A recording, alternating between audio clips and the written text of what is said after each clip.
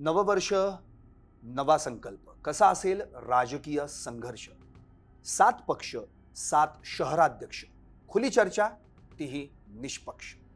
नमस्कार, मी संदीप चव्हाण आणि आपण पाहताय सरकारनामा.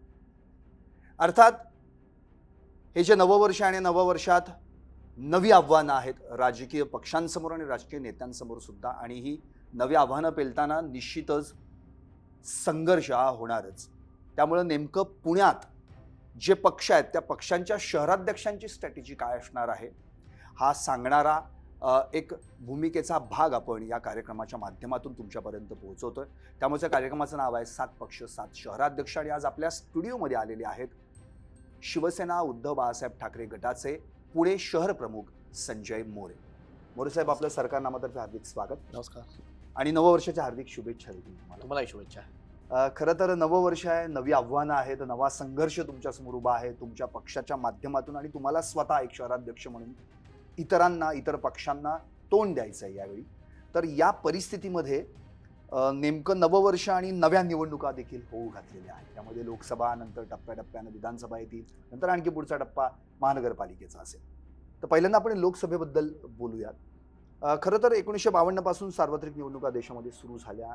शिवसेनेची स्थापना 1966ची आहे, पण 1967 पासून तुम्हाला लोकसभा निवडणुका तुम्ही लढवू शकला असता, तेव्हा तुम्हाला लढण्याची संधी. पण या सगळ्या गेली 52-53 वर्षात पाहिलं तर पुण्यामध्ये लोकसभेचा खासदार, शिवसेनेचा खासदार म्हणून आपल्याला एक चेहराच निर्माण करता आला नाही. या मागचं काय गणित आहे, काय सांगता येईल? असं नाहीये, पुण्यामध्ये चेहरा लोकसभेसाठी होता, आत्ताही आहे. आम्ही गेली 25 ते 30 वर्ष युतीमध्ये गेली, आणि युतीच्या ह्या सगळ्या नियमामध्ये हा पुणे लोकसभा हा कायम भाजपकडे राहिला. साहेबांचा वर्ण आदेश, तेव्हा शिवसेना प्रमुख असतील, आत्ता उद्धव साहेब असतील, त्यांच्या आदेशाप्रमाणे जी काय जागा वाटप झालं त्या जागा वाटपामध्ये पुणे लोकसभा हा कायम भाजपला गेला. त्यामुळे आम्हाला लढता नाही आलं. त्यावेळी आमच्याकडे तेव्हापासून हे पुण्यामध्ये 2 वॉर्डामध्ये एका वेळेला निवडून आले आमचे शशिकांत भाऊ सुतार, जे नगरसेवक अनेक वेळा झाले, आमदार 2-3 वेळा झाले, मंत्री झाले, आणि आत्ताही तो चेहरा आहे आमच्याकडे की लोकसभेला खासदार म्हणून लढू शकतील. पुण्यात त्यांचा जनसंपर्क दांडगा आहे, आणि आता त्यांचा मुलगा पुण्यामध्ये नगरसेवक 3 वेळा निवडून आलेत, गटनेता होते पृथ्वीराज दादा सुतार. त्यामुळे सुतारांचं वर्चस्व आणि शिवसेनेच्या माध्यमातलं फार मोठं आहे. आमच्याकडे चेहरा आहे लोकसभेला. आणि अगदी 2014 आणि 2019 ही इलेक्शनसुद्धा आम्ही विचार केलेला की आता पुण्याला एकदा द्या एक वेगळं. पण आता जे तुम्ही म्हणताय तेव्हा युती होती म्हणून तुम्हाला लढता आलं नाही, बरोबर. पण आता देखील महाविकास आघाडीमध्ये तुम्ही आहात आणि ती जागा पारंपरिक दृष्ट्या पाहिलं तर काँग्रेसकडे आहे. तर काय करणार आता तुम्ही? दावा करणार आहात का? पारंपरिक हा विषय राहत नाही.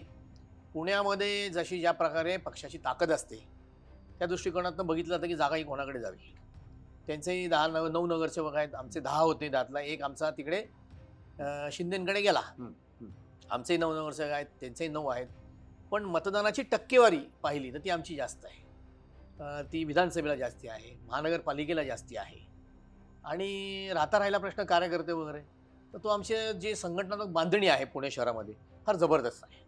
मग आता या लोकसभेला ठाकरेगड दावा ठोकणार आहे जागेवर? नक्की. आम्हाला असेच तुमच्या बरोबर सोबतच इतरही माध्यमांनी आम्हाला विचारलं या विषयावर, उमेदवार कोण असतील विचारलं. म्हणजे शशिकांत सुतार आहेत, माजी आमदार चंद्रकांत मोकाटे आहेत, महादेव बाबर आहेत. नाही काय अगदी ते सगळ्यांनी म्हटले की नाही. तर आम्ही शहरप्रमुख म्हणून आम्ही या शहराची धुरा गेली 5 वर्ष सांभाळतोय. संजय मोरे लोकसभेचे उमेदवार असतील असं म्हणता येईल. पक्षानं आदेश दिला तर आदेश पाळण्याचं माझं कर्तव्य आहे, ते मी पूर्ण करणार. पुण्याच्या प्रत्येक प्रभागामध्ये जाऊन आमची संघटनात्मक बांधणी जी मी केली गेल्या 4 वर्षामध्ये त्याचा फायदा आम्हाला नक्की होईल. आमच्या त्या प्रभागातला प्रत्येक पदाधिकारी हा लोकांच्या, जनतेच्या संपर्कात आहे, त्यांच्या अडीअडचणीला सामोरं जाणार आहे. आव्हान हे आम्हाला 1966 पासूनच मिळालं कसं पेलायचं, हे शिवसेना प्रमुखांची शिकवण आहे. जे काही आव्हानं आहेत जनतेच्या भल्यासाठी, कामासाठी, ती पेलायची, ती आव्हानं स्वीकारायची, अंगावर घ्यायची, आणि जे काही कुठलं सरकार असेल त्यांच्या अंगावर जाऊन ती जनतेची कामं करून आणायची. कारण की आता लोकसभेच्या जागेसाठी पुण्यामध्ये जर आपण बघितलं तर काँग्रेसकडून सुद्धा इच्छुकांची मांदिळी आहे. जवळपास 20 अर्ज त्यांच्याकडे दाखल झालेले आहेत. तिकडे भाजपमध्ये देखील बॅनरबाजी, फ्लेक्सबाजी होत आहे. तिकडे देखील माजी शहराध्यक्ष असतील किंवा बरेचसे माजी आमदार असतील, हे सगळेजण आता तिथे प्रयत्न करतायत. तर तसा प्रयत्न महाविकास आघाडीतून शिवसेना या जागेवर दावा करण्यासाठी काही करणार आहे का? किंवा जसं आता आपण म्हणतो की जर तुमची आता जर महाविकास आघाडी बघितली त्यामध्ये तीन पक्ष आहेत, म्हणजे प्रामुख्याने आपण बघूयात, शिवसेना आहे, राष्ट्रवादी आणि काँग्रेस आहे. पण आता झालंय कसं, शिवसेनेत पण 2 गट पडले, त्यामुळे तुमच्या अर्ध्याहून अधिक त्या शिंदे गटात म्हणजे शिवसेनेकडे गेली. राष्ट्रवादीत सुद्धा फूट पडली, त्यांची अर्ध्याहून अधिक तिकडे अजित पवार गट महायुतीत सामील झाले. त्यामुळे आता तुमची महाविकास आघाडीतली ताकद सुद्धा कमी झालेली आहे. अशा वेळी काँग्रेस हे म्हणू शकतं की आता आम्हीच एकमेव असा पक्ष आहोत की जो फुटलेला नाहीये, त्यामुळे दावा आमचाच. शिवसेनेला ही गद्दारी काही नवीन नाही आहे. कायम ती गद्दारी आम्ही मातीमोल ठरवलेली आहे. ही पहिली वेळ नाही गद्दारीची. राहता राहिला पुण्याचा प्रश्न. पुण्यात आमचे जे काही आमदार होऊन गेले आणि जे काही इच्छुक आहेत हे सगळे जागेवर आहेत. पुण्यातनं अगदी हातावरच्या बोटाच्या मोजण्यात इतकी लोक शिंदे गटामध्ये गेली आहेत. त्यातला एक नगरसेवक आहे, एक माजी शहर प्रमुख आहेत आणि एक युवासेनेचा पदाधिकारी आहे. त्या व्यतिरिक्त पुण्यातनं त्या गटाकडे गेलेलं असं विषय घेऊन नाही. आज त्यांना विचारलं तुम्ही की तुमच्याकडे आमदारकीचा उमेदवार कोण आहे, किंवा तुम्ही तुमचा पक्षाचा मुख्यमंत्री आहे, तुमचा इथला खासदारकीचा उमेदवार कोण आहे, नाव सांगू शकणार नाही. पण आमच्याकडे नावांची मांदियाळी आहे. ते माजी आमदार आहेत, माजी मंत्री आहेत, हे सर्व आहे इथे. इव्हन आता त्यांच्याकडे नवीन कोण गेला असेल तर ते डेअरिंग करणार नाहीत की आम्हाला लोकसभा लढवायची. त्यांच्याकडे एकही उमेदवार नाही. पक्ष फुटला, हा महाराष्ट्राच्या लेवलला फुटला. 40 आमदार गेले, पण त्या तोडीचे उमेदवार आमच्याकडे या ठिकाणी लढायला महाराष्ट्रात आहेत. मी पुण्याविषयी बोलीन. पुण्यात ज्या प्रकारे आमच्याकडे 3 ते 4 उमेदवार लोकसभा लढायला आहेत, असे त्या गटाकडे नाही आहेत. त्यामुळे तो पक्ष फुटल्याचा परिणाम हा पुणे शहरावर बिलकुल झाला नाही. त्याचं मी उदाहरण तुम्हाला उत्तम देईन की आमचा मागच्याच डिसेंबरच्या शेवटच्या आठवड्यामध्ये आमच्या शिवसेना पुणे शहराचा मेळावा, जो शिवसेनेचे नेते खासदार संजय राऊत साहेब यांच्या प्रमुख मार्गदर्शनाखाली झाला. आम्ही पक्षाचा मेळावा म्हणून जाहीर केलं होतं, ती जाहीर सभा झाली.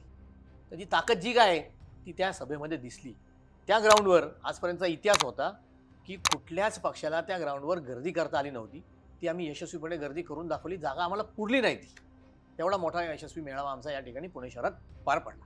नक्कीच. पण आता जसं तुम्ही म्हणालात की महायुतीत आम्ही होतो आणि इतके वर्ष युती आम्ही करून बसलो, अर्थात स्वतः उद्धव ठाकरे म्हणाले की आम्ही युतीत सडलो, अशी अगदी परिस्थिती बरोबर झाली. आहे. काहीच पण मग आता त्या जोखडातनं तुम्ही बाहेर पडलेला आहात, तर पुण्यात शिवसेनेचा पहिला खासदार निवडून येण्यासाठी काय यंदा तुम्ही प्रयत्न करू शकणार नाही? काय हेच करायचं? सांगितलं मी आता तुम्हाला. आमचा मेळावा जो सक्सेसफुल झाला, जो आम्ही आग्रहाने मागून घेतला की आम्हाला मेळावा करायचा आहे आणि कार्यकर्त्यांचा, शिवसैनिकांचा मेळावा करायचा आहे. त्यात पक्षाचा मेळावा, ही जी काही सगळी घटना घडली त्यानंतरचा पहिला मेळावा होता आणि तो तुडुंब भरली गर्दी. त्या जनतेने सहभाग घेतला पक्षाच्या मेळाव्यामध्ये आणि त्या मेळाव्यामध्ये आम्ही मागणी केली की पुणे लोकसभा ही शिवसेनेकडे यावी, शिवसेनेला हा चान्स मिळावा. शिवसेनेकडे आपल्या पुणे शहरामध्ये सक्षम उमेदवार आहेत. राऊत साहेबांकडे आम्ही मागणी केली आहे. ते म्हणले पक्षप्रमुखांसमोर ही मागणी आम्ही मांडतो आणि आमची जी काही कार्यकारिणी आहे, महाराष्ट्र राज्याची आहे, राष्ट्रीय आहे, त्याच्यामध्ये हा विषय होईल आणि मग महाविकास आघाडीच्या बैठकीमध्ये हा विषय मांडला जाईल. ते म्हणजे आज मागितले आणि उद्या आम्हाला मतदारसंघ दिला आणि तुम्ही कामाला लागा. आमचं काम 12 महिने चालू असतं. लोकांच्या सेवेसाठी आम्ही तत्पर असतो. कुठलंही काम येऊ द्या, आंदोलन असू द्या, महानगरपालिकेची कामं असू द्यात, महाराष्ट्र मंत्रालयातली कामं असू द्यात, ती आम्ही जनतेची कामं सतत कायम 12 महिने करत असतो. हे निवडणुका आल्या म्हणून आता कामाला लागा, इच्छुक वाढले, असं आमच्याकडे नसतं. आम्ही सतत 12 महिने 18 काळ हे कामातच असतो व्यस्त. नक्कीच. आता आपण थोडंसं विधानसभेकडे जाऊयात, कारण की मुळात त्याच्यानंतरच्या महत्त्वाच्या निवडणुका त्या विधानसभेच्याच आहेत. आणि आपण आपली जी पक्षाची जर ताकद पाहिली आत्तापर्यंत, आपण समजा आता 1990 पासून बघूयात. आत्ताच तुम्ही एक नाव घेतलं होतं, शशिकांत सुतार, पुण्याची शिवसेनेची मोठे नेते, मोठी ताकद त्यांची राहिलेली आहे. 1990ला मला आठवतंय की ज्या 8 जागा आपल्या पुण्याच्या विधानसभातल्या होत्या, त्यापैकी 8 पैकी 6 जागा तर काँग्रेसने जिंकल्या होत्या, पण 2 जागा फक्त आल्या होत्या निवडून. त्यात एक अण्णा जोशी भारतीय जनता पक्षाचे कसब्यातनं निवडून आले होते आणि शिवाजीनगरमधून शशिकांत सुतार आले होते. त्यानंतर 1995ला आपली थोडी ताकद वाढली आणि 4 जण निवडून आले. त्यामध्ये मग गजानन बाबर तिकडे हवेलीतून आलेले आहेत, भवानी पेठेतून दीपक पायगुडे आले, शिवाजीनगरमधून पुन्हा शशिकांत सुतार आले आणि पुणे कॅन्टोनमध्ये आपला उमेदवार जिंकला होता. माझ्यामध्ये अप्पा लोणकर, सूर्यकांत लोणकर त्या ठिकाणी निवडून आले होते. पुढे जर आणखी आपण पाहिलं, म्हणजे 2004ला जर आपण गेलो, म्हणजे 1999ला जर आपण गेलो, तर त्या ठिकाणी मात्र आपले 3च आलेले आहेत. मग पुन्हा भवानी पेठेतून दीपक पायगुडे आले, गजानन बाबर पुन्हा हवेलीतून आणि विनायक निमण हे शिवाजीनगरमधून आले. 2000 आपण जर 4ला गेलो तर त्या ठिकाणी 2च आले. म्हणजे मुळशीतनं शरद ढमाले आले, पुन्हा विनायक निमण आले शिवाजीनगरमधून. 2000 आपण 9ला गेलो तर पुन्हा 2 आले. मग कोथरूडमधून चंद्रकांत मुकाटे आले आणि हडपसरमधून महादेव बाबर. पण 2014, 2019 गेल्या 10 वर्षात शिवसेनेचा एकही आमदार निवडून आलेला नाही. 2014ला अगदी आदल्या रात्री म्हटलं तरी युती तुटली. ही भारतीय जनता पार्टीने घोषणा केली की युती करायची होती. आम्ही त्याच होतो की 2014च्या लोकसभेला शिवसेनेची एवढी मदत भाजपला झाली लोकसभेसाठी की असं काही वाटलं नव्हतं की युती तोडतील हे.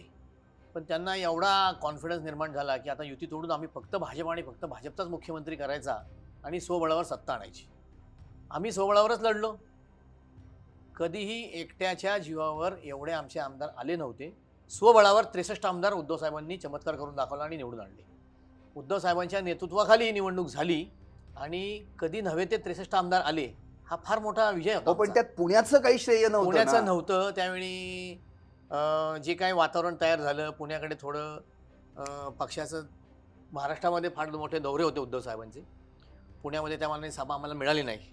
ती सभा जर एखादी उद्धव साहेबांची मिळाली असती तर नक्कीच त्यात फरक पडला असता. सभा एकही पुण्यामध्ये झाली नाही उद्धव साहेबांची, कारण ते शेड्यूल एवढं टाईट होतं. अचानक युती तुटली आणि संपूर्ण 288 मतदारसंघामध्ये लढायचं आणि प्रत्येक ठिकाणी सभा देण्याची. त्यामुळं पुण्याला थोडं मापणा झुकतं मिळालं नाही. पुण्याची सभा न मिळाल्याने आम्हाला तो विजय मिळाला नाही. तो विजय आमचा हुकला. महादेवावर अगदी थोड्या मतांनी पडले. मोकाड्यांचा फरक मोठा होता. पण महादेवावर पुन्हा एकदा आमदार झाले असते.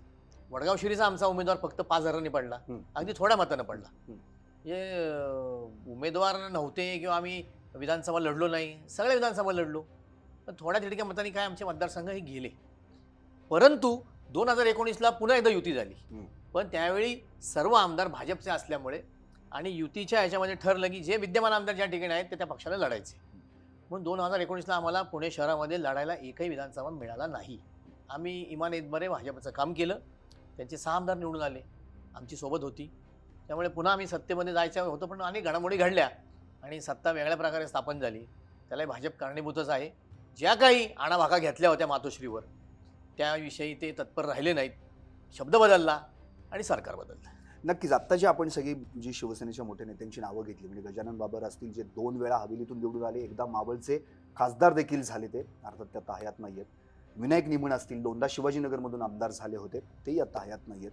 शरद ढमाले आहेत, ते आता आपल्यासोबत नाहीत. किंवा दीपक पायगुडे जे शिवसेनेतून 2दा आमदार भवानी पेठेतून झाले, तेही आता आपल्या पक्षात नाहीत. पण जी आत्ता उरलेली नावं तुम्ही जी सांगितली, शशिकांत सुतार असतील, चंद्रकांत मोकाटे असतील, महादेव बाबर असतील आणि तुम्ही स्वतः संजय मोरे, तर तुम्ही जर आत्ता ती ताकद लावली तर मावळमध्ये लोकसभेला शिवसेनेचा उमेदवार निवडून येतो, नंतर शिरूरमध्ये लोकसभेला शिवसेनेचा उमेदवार निवडून येतो, तर पुण्यात का नाही? ती ताकद जर आत्ता आपण शिवसेनेने किंवा ठाकरे गटानं लावली तर निश्चितपणे तुम्ही या ठिकाणी चांगल्या फरकाने निवडून येऊ शकता. पुणे जिल्ह्यामध्ये हे 3 लोकसभा येतात. त्या दोन्ही ठिकाणी शिवसेनेचा खासदार निवडून आलेले आहेत. पुण्यात आम्हाला चान्स मिळाला नव्हता. आता मिळाला. शिवाजीराव आढळराव सुद्धा आढळराव जे शिवसेनेत होते, त्यांनी हॅट्रिक केलेली आहे. पुण्याला चान्स मिळाला पाहिजे, हा यासाठी आम्ही आग्रही आहोत. म्हणजे पुण्याच्या जिल्हा परिसरात शिवसेनेचं जोरात चालतं, पण पुणे शहरात मात्र शिवसेनेचं काही चालत नाही, म्हणजे ठाकरे गटाचा असं चालत नाही. हा जो विषय तुम्हाला युतीतला सांगितलं ना, त्या युतीमध्ये आम्ही उद्धव साहेब ज्याप्रमाणे म्हणले आम्ही सडलो, ते पुण्यात तेच झालं. कायम वरदहस्त हा भाजपचा राहिला. ते काय मुंबईमध्ये आणि पुण्यामध्ये जो फरक झाला, मुंबईतल्या काही जागा आम्हाला जास्त होत्या म्हणून पुण्यातल्या त्यांना जास्त दिल्या. म्हणजे ती महानगरपालिकेला असेल किंवा विधानसभेला असेल तर मुंबईत आम्हाला ज्या प्रमाणात जास्त जागा मिळायच्या तशा पुण्यात आम्हाला कमी मिळायच्या. कुठेतरी युती धर्म पाळायचा, जसा आम्हाला त्यांनी बाय दिला होता मुंबईमध्ये, म्हणून पुण्यामध्ये आम्ही त्यांना मदतीचा हात दिला आणि त्यांना जास्त जागा दिल्या, तशी लोकसभेची दिली होती. पण आता आम्ही ते आव्हान पेललेलं आहे आणि महाविकास आघाडीत परत तुमच्या वाटेल तसं होऊ नये. नाही, आता आम्ही आग्रही मागणी केलेली आहे. कारण की आमदारांच्या आम्ही कायम युती आणि आघाडीमध्ये पुण्याचा हा कायमच आम्ही धाकटे भाऊ म्हणून वागलो गेलो. ती वागणूक आम्हाला मिळालेली आहे. आता कुठेतरी थोरल्या भावाची वागणूक मिळावी, ते संघटन आमचं फार मोठ्या प्रमाणात आहे. मी इतर पक्षाला असं म्हणणार नाही की काँग्रेसपेक्षा आमचं जास्त आहे. आणि कायम मागच्या 2 टर्म बघितल्या 2014 2019ला तर तिथे काँग्रेसचा उमेदवार पडलेला आहे. त्यामुळे तुम्ही आता ती मागणी करणं अत्यंत गरजेचं आहे. तुम्हाला जर पुण्यामध्ये पुन्हा मोठ्या यशानं आपला पक्ष वाढवायचा. बऱ्याच सोशल मीडियाच्या माध्यमातून आमच्या ह्या मुलाखती पार पडल्या, जसं आज तुमच्याकडे होतीये. त्यांनी हाच प्रश्न विचारला होता. जोमानं आम्ही उतरतोय. आमची बांधणी सगळी संघटना बांधणी पूर्णपणे झालेली आहे. पुणे शहरामध्ये 4 वर्षात एक वेगळ्या प्रकारे बांधणी केली. प्रत्येक प्रभागाची बांधणी झाली. म्हणजे आमची फादर बॉडी असेल, शिवसेना, महिला आघाडी, युवा सेना आणि युवती सेना, ही सगळी बांधणी आमची कंप्लीट आहे. त्याचं एक पुढचं आता पाऊल म्हणजे मागच्या महिन्यामध्ये राऊत साहेब आणि ह्या महिन्यामध्ये आदित्य साहेब. पुणे शहरामध्ये क्रीडा महोत्सव मोठा घेतलाय शिवसेना युवा सेनेनं.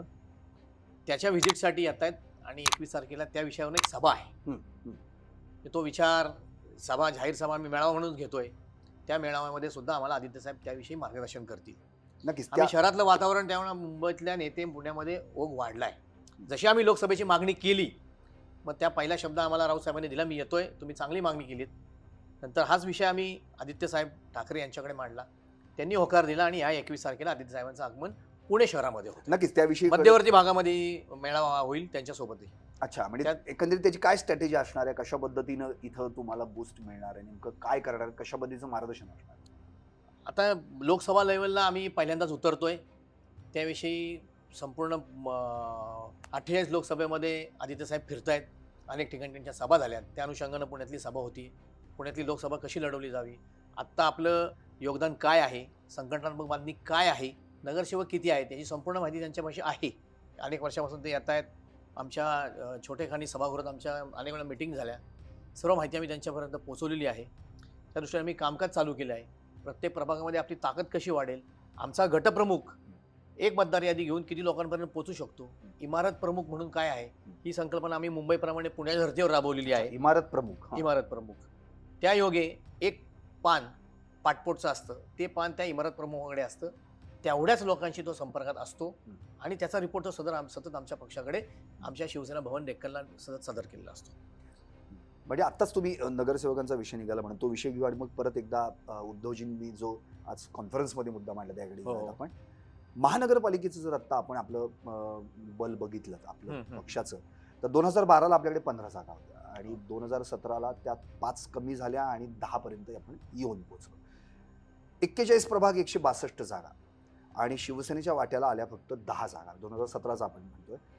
पण त्या 10 जागांचा जर विचार केला, त्यातलं आत्ताच तुम्ही सांगितलं की त्यातलं एक तर तुमच्या गटातून म्हणजे बाहेर पडले आणि आता ते शिवसेनेचे शहर प्रमुख देखील झाले.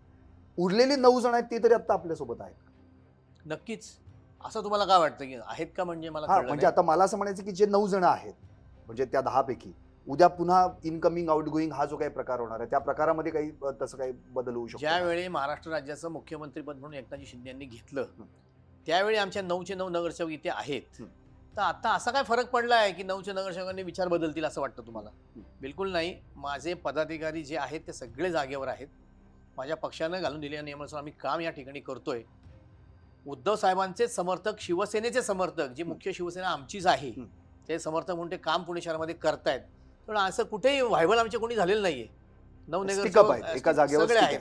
कोणाला त्यांच्या मतदारसंघामध्ये निधी हवा होता म्हणून ते गेले, पण 10 पैकी एखादा नगरसेवक गेला. म्हणून पुण्याला फार काही फरक पडला नाहीये. आता ते निवडून येतील की नाही हे त्यांना शाश्वती त्यांनाही नाहीये. म्हणून महाराष्ट्र राज्याकडनं त्यांना स्पेशल निधी घेऊन आणून आपल्या वॉर्डात करावं लागतो. पुणे शहर नाहीये का? फक्त त्यांचा एकच वॉर्ड, एकच प्रभाग आहे का की निधी आणायचा आणि त्या प्रभागात सगळा वापरायचा? पुणे शहरात अनेक प्रभाग आहेत, ते शहर प्रमुख आहेत. इतर प्रभागातही त्यांनी ते विकास कामं करावीत, तो निधी त्यांना त्या ठिकाणी वाटप व्हावा. पण मोरेसाहेब 15च्या जागा 10 वर आल्या हे तर आपण नक्कीच इथे 2002ला आमच्या 23 जागा होत्या. 2007ला सुद्धा त्या जागा 22-23च होत्या. पण नंतर नेतृत्व बदल झाला पुण्यामध्ये, संपर्क प्रमुखांचा बदल झाला, त्यांची काम करण्याची पद्धत, भाजपला झुकतं माप, आजही ती लोक तिकडेच गेलेली आहेत. त्यामुळं जी काही गणितं मांडायची होती ती त्या नेत्यांना जमली नाहीत.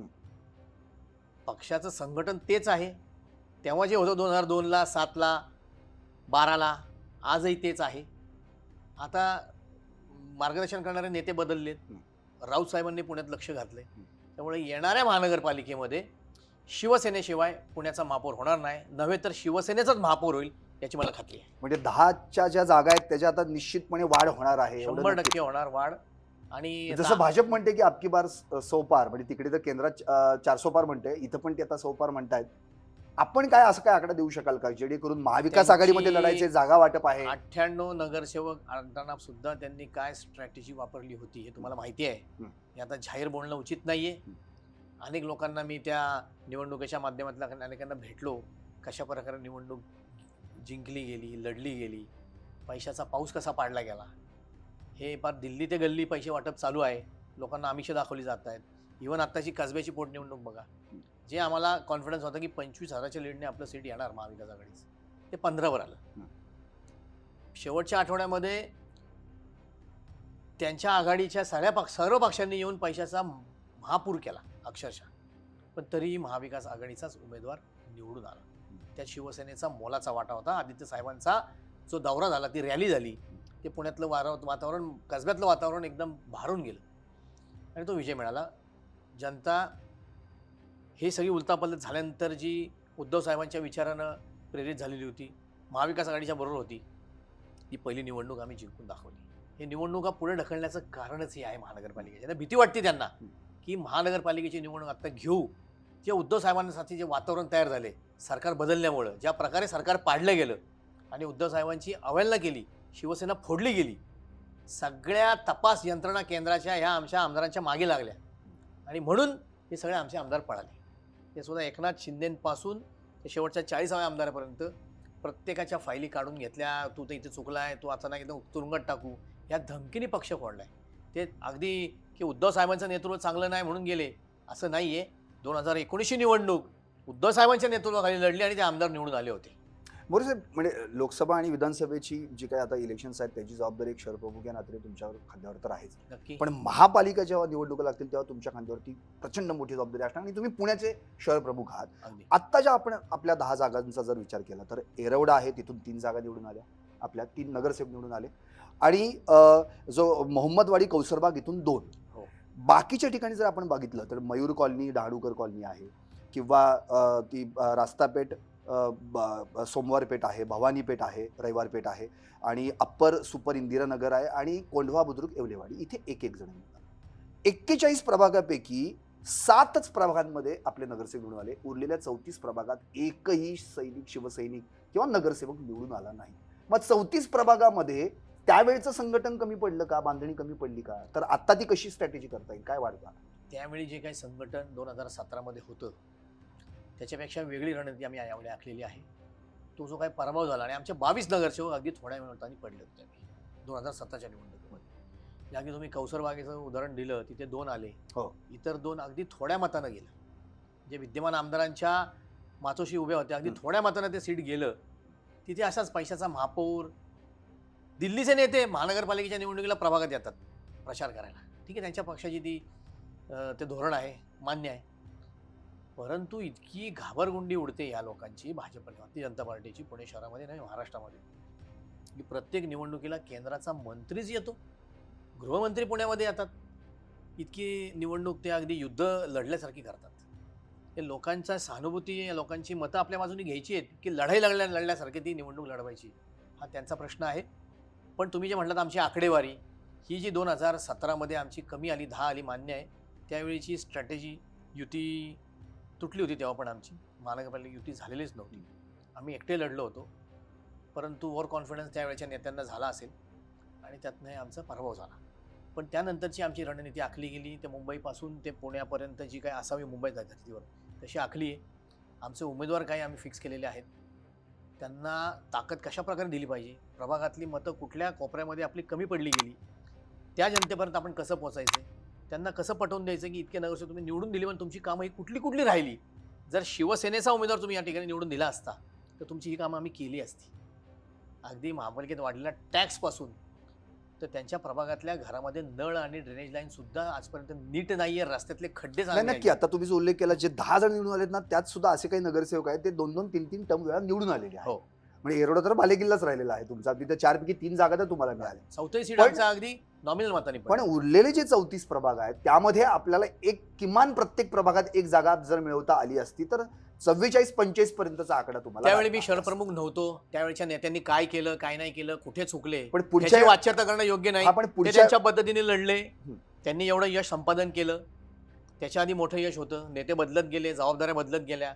मग ही धुरा माझ्याकडे नंतर महानगरपालिका संपल्यावर आली. गेल्या 4-4.5 वर्ष मी पुण्यात शहर प्रमुख आहे. त्यानंतरची बांधणी झाली, त्यात मला कॉन्फिडन्स आहे की नक्कीच माझा हा आकडा पुण्याचा महापौर करण्यासाठी असेल. त्यात आमचा खारीचा नाही, सिंहाचा वाटा नक्की. आणि 2024 नंतर आपला इंटरव्ह्यू होईल तेव्हा तुम्ही शहर प्रमुख होतात असं मी नक्कीच विचारणार आहे तुम्हाला की त्यावेळी तुम्ही जो आकडा सांगितला होता आणि तेव्हा मी नव्हतो 2017ला असं म्हणाला होता, तर किती वाढ झाली. अगदी. आता आपण पुन्हा थोडासा वेगळ्या विषयाकडे जाऊ. जसं भाजप आता जो काही मोठा कार्यक्रम म्हणजे राम मंदिर उद्घाटन सोहळा आहे 22 जानेवारीला आणि तिकडे अयोध्येला पंतप्रधान नरेंद्र मोदी यांच्या हस्ते प्राणप्रतिष्ठा होणार आहे. पण इकडे आज उद्धव ठाकरेंनी पत्रकार परिषद घेतलेली आहे आणि नाशिकमध्ये काळाराम मंदिरात तुम्ही सगळे शिवसैनिक त्यांच्यासोबत जाणार आहात आणि राष्ट्रपती महामहिम द्रौपदी मुर्मू यांना आमंत्रण त्यांनी दिलेलं आहे. तर काय म्हणजे एकंदरीत ही भूमिका काय, याबद्दल काय सांगाल आणि पुण्यातून कशी जय्यत तयारी असणार? प्रभू श्री रामचंद्र 14 वर्षे वनवासात होते, पण अयोध्येमधलाच त्यांचा वनवास संपला नव्हता. त्यासाठी शिवसेना पहिल्यापासून प्रयत्न करत होती हे राम मंदिर व्हावं. तो जो काही ढाचा पाडला गेला, जी उत्स्फूर्त प्रतिक्रिया त्या ठिकाणी हिंदुत्ववादी संघटनांनी दाखवली, त्यात शिवसेनाही अग्रेसर होती. त्यावेळी अनेक संघटनांनी, अनेक पक्षांनं तो ढाचा पडल्यावर माघार घेतली होती की हे आम्ही नाही केलं, ते ढाचा पाडणारे हे मराठी बोलणारे होते. अगदी स्पष्टपणे आजही तुमच्या माध्यमातून त्या क्लिप्स दाखवल्या जातात, लोक बघतायत. त्यावेळी जेव्हा जबाबदारी झटकली गेली, पण आता ज्या काही सगळ्या परमिशन्स मिळाल्या, सुप्रीम कोर्टाने मान्यता दिली, वातावरण तयार झालं. आता मी पण होतो, मी कारसभेत होतो, 2 वेळा होतो, पण त्यावेळी जो काही घटना घडली आणि तुरुंगात जाणारे शिवसैनिक, शिवसेनेचे नेते, उपनेते, आमदार, माजी आमदार हे किती होते, हा आकडा आजही उत्तर प्रदेशच्या कोर्टामध्ये आहे.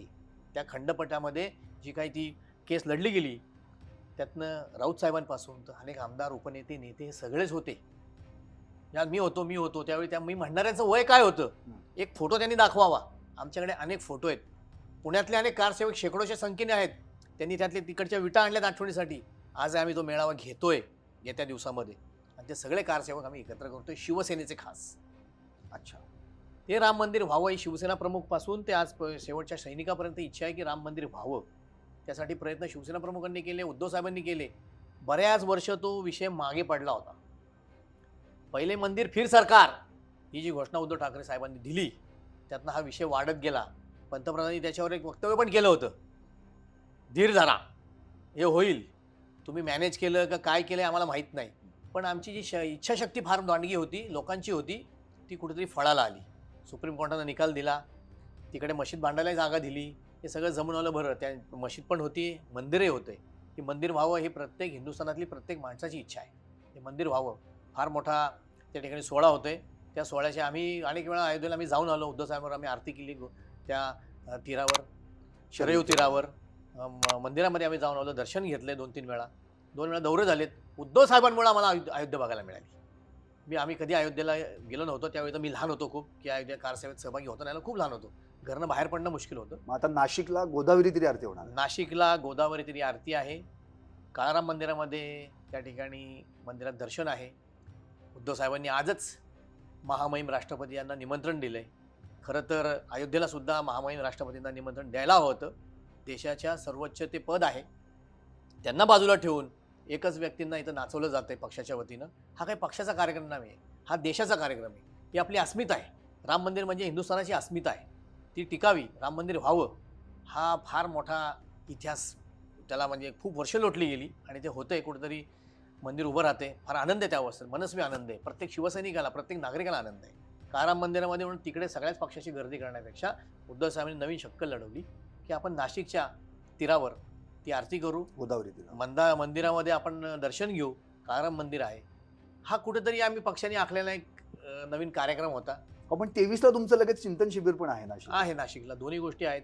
नाशिक जिल्हा म्हणजे फार मोठा संतांची भूमी आहे ती. मग त्याच ठिकाणावर आपण का करू नये? आपल्या महाराष्ट्रात करूया. राम काय कुठे अख्ख्या आमच्या समोर आत्ता असेल.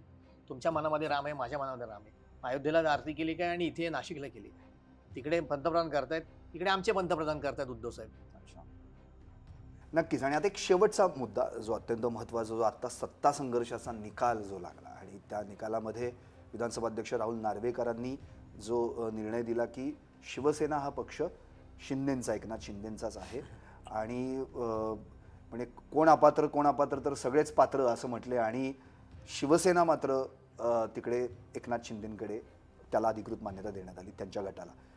पण मूळ प्रश्न आता असा इथे उभा राहतो की ठाकरे हे घराणं शिवसेनेपासून वेगळं होऊ शकतं का? आणि ते खरंच झालंय का? आणि तसं झालं असेल तर मग जे शिवसैनिक कट्टर कडवट जे आपण म्हणतो त्यांच्यामध्ये जी नाराजी पसरली आहे ती कशी दूर करणार आता तुम्ही सगळे, आणि काय करता येईल, आणि आमचीच शिवसेना आहे हे सांगण्यासाठी पुढचा संघर्ष कसा असेल? नाराजी वगैरे थोडी कशी आहे की पक्ष ठाकरेंच्या सोडून पक्ष काय होऊ शकतो शिवसेना, ही बद्दल नाराजी आहे.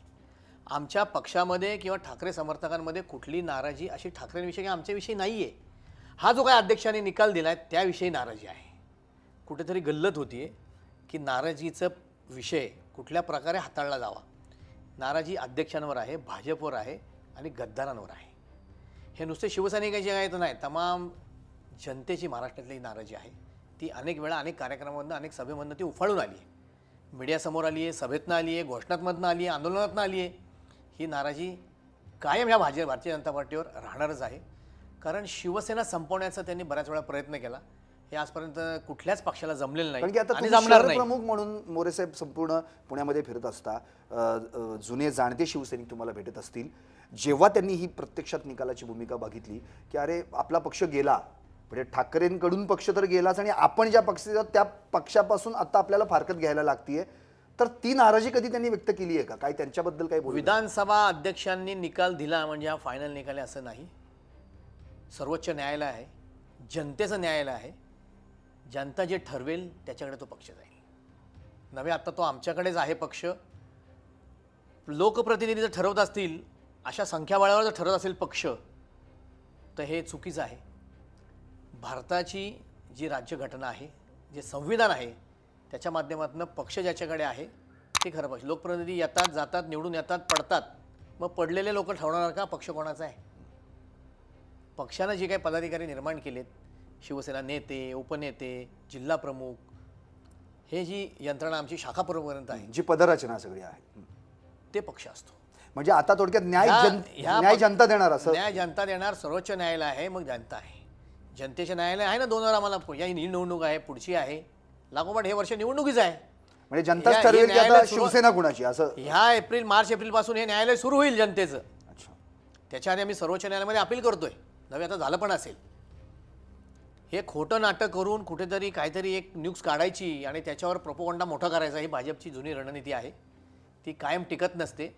विनाकारण आरडाओरडा करायचा, खोटं बोल पण रेटून बोल, ही जी पद्धत यांनी अवलंबली आहे ती अतिशय चुकीची आहे. मी अध्यक्ष या नात्याने बोललो म्हणजे सगळं खरं आहे. 1200 पानाचं आरोप निकालपत्र वाचलं म्हणजे सगळी घटना, राज्यघटनाच बदलली की काय असं वाटायला लागले लोकांना. तसं नाही आहे. ते जे म्हणतात की तुम्ही पक्षाची रचना आहे ती निवडणूक व्हायला दिली नाही, पण आजच आमच्या शिवसेनेचे नेते अनिल परब यांनी ती निवडणूक आयोगाला सादर केलेलं पत्रच मीडियासमोर दाखल केले. ते सगळीकडे व्हायरल झाले, तुमच्यापर्यंत ते आलं असेल. ते खोटं किती बोलावं? निवडणूक आयोगाकडनं खोट्या गोष्टी घ्यायच्या, त्यात आणखीन खोटं भरायचं आणि जनतेसमोर मांडायची. जनतेची दिशाभूल करण्याचं हे काम चाललंय की खोटं बोललं की जनतेला वारंवार त्यांच्या मनावर बिंबवलं की लोकांना खरं वाटेल. ही त्यांची रणनीती अतिशय चुकीची आहे, साफ चुकीची. पण लोकांना कळलंय. उद्धव साहेबांनी मुख्यमंत्री झाल्यापासून जे काही काम केले, त्याच्या आधी पक्षातनं चांगले आमदार निवडून येण्यासाठी काम केले, जनतेसमोर गेलेत. खरं कमी बोलेल मी, पण मी जे काय ते खरं बोलेन. हे जे उद्धव साहेबांनी नवीन तंत्र पहिल्यापासून आहे ते आत्ता अजूनही आत्मसात केलेलं आहे, ते अजूनही वापरत आहेत. कुठेही आपल्या शब्दावर, आपल्या वाक्यावर त्यांनी पुन्हा माघार घ्यायची वेळ त्यांच्यावर कधी आली नाही, जी भारतीय जनता पार्टीच्या अनेक नेत्यांवर आली. जे आधी बोलले ते आत्ताच बोलत आहेत, उद्या पण तेच बोलतील याची आम्हाला सुद्धा खात्री आहे. उद्धव साहेब संयमी नेते जरी असले तरी आक्रमक आहेत.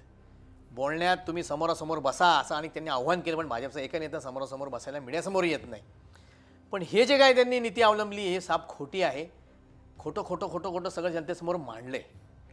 आमदार जरी गेले पण आमचे निवडून येतील आम्हाला खात्री आहे. आता एकाही गद्दाराला परत एंट्री नाही उद्धव साहेबांनी डिक्लेअर केले, त्यामुळे आम्हाला ते आमदार येतील यांची आम्ही वाटच पाहत नाही. आमच्या पुढच्या पिढीला संधी मिळाली निवडणूक लढवण्याची, आमदार होण्याची, त्याचा आम्हाला मनस्वी आनंद झाला आहे. कुठेही आमचे ज्येष्ठ सैनिक नाराज नाहीत. ज्या दिवशी अध्यक्षांनी हा निकाल दिला, एक मेसेज व्हॉट्सअपचा सोडला, शेकडो लोक बालगंधर्व चौकात जमाले आणि आंदोलन झालं. रात्रीच्या वेळेला आंदोलन केलं, अंधार पडू लागला होता, पण रस्त्यावरच्या लाईटवर आम्ही आंदोलन केलं. आमची तीव्र प्रतिक्रिया ठिकाणी व्यक्त केली, काळे झेंडे दाखवले. अध्यक्ष तथा लवाद म्हणून त्यांनी काम केलं, साप चुकीचं केलं, त्यांचा आम्ही निषेध केला. त्यामुळं कालांतराने सगळं समोर जनतेचे येईल. सुप्रीम कोर्टाच्या माध्यमातून जे काही निर्देश अध्यक्षांना दिले गेले होते, प्रतोद नेमले ते चुकीच्या पद्धतीने नेमले गेले असे निर्देश होते. गटनेता बदलला गेला, तोही चुकीचा केला. पक्षप्रमुखांना हे राईट्सच नाही आहेत असं हे म्हणणारे हे कोण? ज्या पक्षप्रमुखांनी याच अध्यक्षांना उमेदवारी दिली होती, ते लढले त्याच पक्षाच्या तिकिटावर, त्या उद्धव साहेबांच्या सहीनं जो काही फॉर्म गेला त्यांच्या नेतृत्वाखाली निवडणूक लढवली होती पक्षामध्ये आमच्या. ज्या माणसानं 3 पक्ष बदलले त्यांनी पक्षनिष्ठेविषयी सांगावं, फार मोठी शोकांतिक आहे. जे अध्यक्ष 3 पक्ष फिरून आले, आत्ता कुठे राष्ट्रीय पक्षात स्थिर चवर झाले आणि वकील म्हणून संधी मिळाली त्यांना लोकसभा विधानसभा अध्यक्षाची, त्यांनी हा निकाल दिला. हा निकाल त्यांच्याकडे जबाबदारी का आली? सुप्रीम कोर्टानं निर्देश दिले, तुम्ही विधानसभा अध्यक्ष आहात, हा निकाल तुम्हीच देणं क्रमप्राप्त आहे. ही आपल्या देशाची घटना आहे. अध्यक्षानातून तुम्ही हा निकाल दिला गेला पाहिजे. पण त्या विषयाला सुद्धा त्यांनी इतके महिने लावले हा निकाल देण्याकरता. लोक आतुरतेने वाट पाहत होती की आमच्या शिवसेना ही आमच्याकडे पुन्हा येईल. आमदार येतील नाही येतील हा भाग वेगळा, पण पक्ष हा उद्धव साहेबांचाच, ठाकरेंचाच. ठाकरेंशिवाय शिवसेना असू शकत नाही, हे कोणाला जनतेला सुद्धा मान्य नाही. ज्या शिवसेना प्रमुखांनी आणि प्रबोधनकारांनी जे नाव दिलं शिवसेनेला, शिवसेना म्हणून, ती प्रबोधनकार ठाकरे असतील, बाळासाहेब ठाकरे असतील, आता उद्धवसाहेब ठाकरे आणि आदित्य ठाकरे यांनी शिवसेना वाढवण्याचंच काम नेहमी केलेलं आहे आणि हे कायम वाढतच राहील. मग घराणेशाही हे ते बोललं जातं. मग आपण आपल्या घरात आपण आमदार, मुलगा खासदार, असे अनेक सगळ्या पक्षामध्ये आहेत. हे भारतीय जनता पार्टीचं हे उदाहरण फार मोठं आहे. अगदी खासदार, आमदार, नगरसेवक, कार्यकर्त्याला चान्सच नाही असं यांनी केले नाही. ठाकरे घराण्यातला पहिल्या आमदारानं निवडणूक लढवली. याच्या आधी कोणी निवडणूक लढवली का? फक्त आदित्यसाहेब वरळीतनं निवडून आले, चांगल्या भरघोस मतानं निवडून आले. यात घराणेशाही कुठली आली? पक्षाचा आदेश ठाकरेंनीच द्यायचा आहे शिवसेनेमध्ये, त्यामुळे घराणेशाही आम्ही मान्य करत नाही. हे नाही, ठाकरेंचाच आदेश हा महाराष्ट्रामध्ये चालतो, जो पूर्वीपासून चालत आला आहे. शिवसेना प्रमुख ते आदित्यसाहेब आणि आत्ता उद्धवसाहेब पक्षप्रमुख म्हणून आम्हाला आदेश देत आहेत. त्या आदेशाचं पालन तंतोतंत राहणार. आम्हाला घराणेशाही वगैरे हा आम्हाला फरक पडत नाही कोणी काय बोलल्याचं. आधी आपल्या घरात वाकून बघावं, मग लोकांकडे दाखवावं. मोरे साहेब, एक शेवटचाच प्रश्न आता, आणि तो एक महत्त्वाचा आहे की आता नवा वर्ष आहे आणि तुमचे स्वतःचे काही राजकीय संकल्प असतील नवीन. निश्चितच आगामी निवडणुकांच्या माध्यमातून, लोकसभेच्या, विधानसभेच्या आणि महानगरपालिकेच्या माध्यमातून एक शहर प्रमुख म्हणून तुम्ही तुमच्या पक्षप्रमुखांना म्हणजे उद्धव ठाकरेंना या नववर्षाची काय भेट देणार आहात? नक्कीच नववर्षामध्ये येणाऱ्या 3 निवडणुका असतील. कदाचित महानगरपालिकेची निवडणूक 2025मध्ये होईल, जी 2022मध्ये होऊ घातली होती. पण या ना त्या कारणानं ती निवडणुका पुढे पुढे पुढे एवढे हे घाबरले की निवडणूक घेतली तर आपल्या हातात नाही, सत्ता महानगरपालिकेची जाणार. त्यांना मुंबई जिंकायची आहे. लोकांच्या मनातनं शिवसेना जरा दूर गेली पाहिजे. प्रशासनाच्या माध्यमातून आपण राज्य करावं, लोकांची कामं करावीत, ही त्यांची आयडिया आहे. त्यातनं भ्रष्टाचार करायचा ही संकल्पना आहे. ही खरं तर फार चुकीची आहे. लोकसभा निवडणूक आहे, विधानसभेची निवडणूक आहे, त्यामध्ये आम्ही लोकसभेसाठी फार आग्रही आहोत. पुण्यातनं आमचा खासदार व्हावा, ही जर संधी आम्हाला महाविकास आघाडीतनं मिळाली तर पहिलं माझा आमचा पक्षाचा खासदार आम्ही उद्धव साहेबांच्या चरणी अर्पण करू. जनतेची सेवा करण्याकरता पुणे शहराला देऊ. जनतेच्या सेवेसाठी त्यांना खासदाराला सज्ज करू. येणाऱ्या विधानसभेमध्ये, ती ह्याच वर्षामध्ये, नवीन वर्षामध्येच विधानसभा आहे, महाराष्ट्र राज्यावर शिवसेनेची, महाविकास आघाडीची सत्ता येण्याकरता पुण्यातनं जास्तीत जास्त आमदार, जी काय आम्हाला महाविकास आघाडीच्या माध्यमातून विधानसभा मतदारसंघ मिळतील, ते 100% शिवसेनेचे आमदार आम्ही उद्धव साहेबांना निवडून आणून दाखवू. आता राहिला प्रश्न फार मोठा, जो आमच्या फार आत्मीयतेचा विषय आहे. ज्या शहरामध्ये आम्ही शहरप्रमुख म्हणून काम करतोय, या शहरातनं शिवसेनेचे अनेक नगरसेवक निवडून यावेत, शिवसेनेचा महापौर व्हावा. शिवसेनेशिवाय महापौर पुण्याचा होऊ शकणार नाही, नव्हे तो शिवसेनेचाच असेल. या प्रकारचं काम मला करून दाखवायचं आहे आणि त्यात मला यश मिळेल याबद्दल मला खात्री आहे. ज्या शिवसेनेच्या शिवसैनिकांच्या, पदाधिकाऱ्यांच्या, महिला आघाडी, युवासेना यांच्या साथ सोबतीनं जे काही यश मला मिळेल ते उद्धव साहेबांच्या समोर आम्ही अर्पण करणार आहोत. एकूणच काय तर संजय मोरेंनी स्पष्टपणे आत्ता सांगितलेलं आहे, त्यांचा निर्धारच व्यक्त केला. आणि आम्ही नववर्षात उद्धव ठाकरेंना जी भेट देणार आहे त्या म्हणजे, जर आम्हाला पक्षानं संधी दिलीच आणि महाविकास आघाडीतून आम्हाला लोकसभेची जागा लढवण्याची संधी मिळाली तर पहिला शिवसेनेचा खासदार आम्ही पुण्यातून देणार. शिवाय विधानसभेच्या जितक्या जागा मिळतील त्यातून जास्तीत जास्त आमदार शिवसेनेचे निवडून आणणार आणि शहर प्रमुख या नात्यानं जास्तीत जास्त नगरसेवक निवडून आणून शिवसेनेचा महापौर पुण्यामध्ये बसवणार, एवढी खात्री आणि एक असा निर्धार, निश्चय, संकल्प मोरे साहेबांनी या ठिकाणी मांडलेला आहे. मोरे साहेब, आपलं खूप खूप आभार आणि आपण सरकारनामामध्ये आलात आणि आपले विचार आमच्यासमोर रोखठोक पद्धतीने मांडलेत त्याबद्दल पुन्हा एकदा तुमचे खूप खूप आभार. धन्यवाद. तर हे होते संजय मोरे, पुणे शिवसेना उद्धव बाळासाहेब ठाकरे गटाचे शहर प्रमुख. अर्थात पुढल्या भागात पुन्हा एक वेगळा पक्ष आणि त्या पक्षाचे शहराध्यक्ष. पाहत रहा 7 पक्ष 7 शहराध्यक्ष, निर्भीड आणि सडेतोड सरकारनामा. राजकारणातील प्रत्येक अचूक बातमीचे सर्वात आधी अपडेट्स मिळवण्यासाठी सरकारनामाच्या सर्व सोशल मीडिया प्लॅटफॉर्मला लाईक, फॉलो आणि सबस्क्राईब करा. तसंच सर्व नोटिफिकेशनसाठी बेल आयकॉन प्रेस करायला विसरू नका.